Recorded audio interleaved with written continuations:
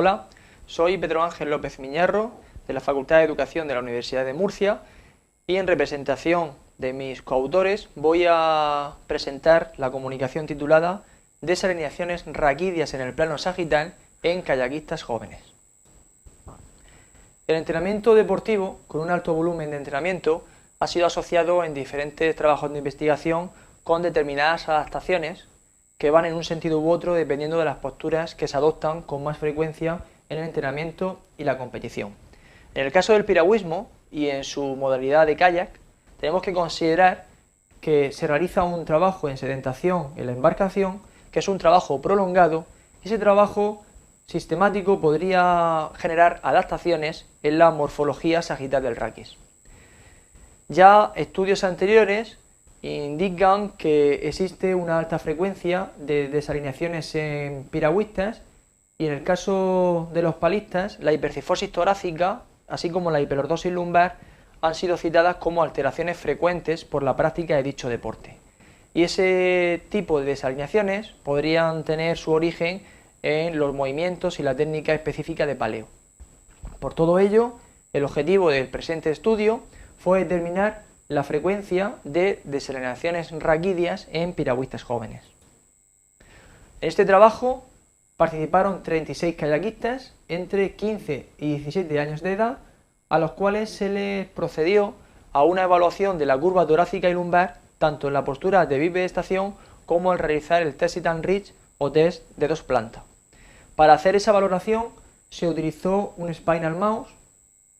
que permite determinar las angulaciones entre las diferentes articulaciones intervertebrales y por tanto determinar la angulación de las curvaturas raquídeas. Para realizar la medición se colocaba al deportista en la posición a medir y se situaba el Spinal Mouse en una marca que se hacía previamente a nivel de la apófisis espinosa de la séptima cervical y se desplazaba en sentido cráneo-caudal hasta una marca realizada previamente a nivel de la tercera sacra, en S3. Una vez que se realizaba la medición, el software del sistema aportaba los valores angulares de las diferentes curvas. Hay que considerar que el uso del Spinal Mouse ha mostrado una buena validez, una buena fiabilidad con la medición radiográfica. Para realizar la medición, el sujeto se colocaba en bipedestación relajada y se procedía al paso del Spinal Mouse por la parte posterior de su columna, y esta es la información que aporta el sistema. Es una información numérica en la cual indica cuáles son los ángulos que hay en cada articulación intervertebral y finalmente el sumatorio que hay a nivel de la curva torácica y de la curva lumbar. En esta imagen observamos la medición en el test de dos plantas siguiendo el mismo protocolo en el cual el sujeto se sentaba en el suelo, apoyaba las plantas de los pies en el cajón, manteniendo las rodillas extendidas y poniendo una mano sobre la otra, procedía a realizar una flexión del tronco intentando alcanzar la máxima distancia posible. Y en el momento en el que llegaba al máximo, se procedía a la valoración de la disposición sagital del raquis mediante el Spinal Mouse. En cuanto a los resultados en la postura de bipedestación, presentamos las referencias de normalidad utilizadas para la curva torácica y lumbar y podemos ver cómo los valores angulares medios, tanto para el raquis torácico y lumbar, se encuentran dentro de valores de normalidad. Una media de 38-31 grados, que está dentro del rango de normalidad para la curva torácica, y en cuanto a la curva lumbar, que son valores negativos porque es de concavidad posterior, nos encontramos con una media que está dentro del rango de normalidad que se establece entre 20 y 40 grados. Una vez que los valores de cada sujeto se clasifican en función de las referencias de normalidad, nos encontramos que había un 27,8% de los kayakistas que tenían una hipercifosis torácica, un 8,3% una rectificación lumbar y un 5,6% una hiperlordosis lumbar. En cuanto a los valores en el test Sit-and-Reach, presentamos como anteriormente las referencias de normalidad para la curva torácica y para la curva lumbar. Nos encontramos con valores angulares medios de 56,17 grados,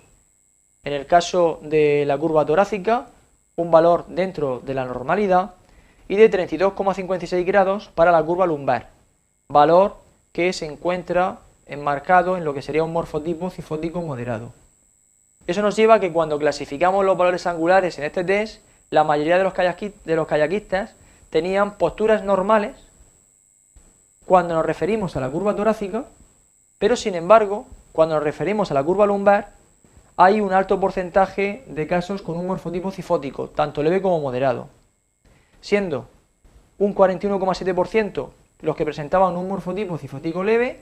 y un 50% los que tenían un morfotipo cifótico moderado. Esto quiere decir que su columna lumbar se flexiona demasiado en los movimientos en los que le pedimos una flexión máxima del tronco con rodillas extendidas. En conclusión,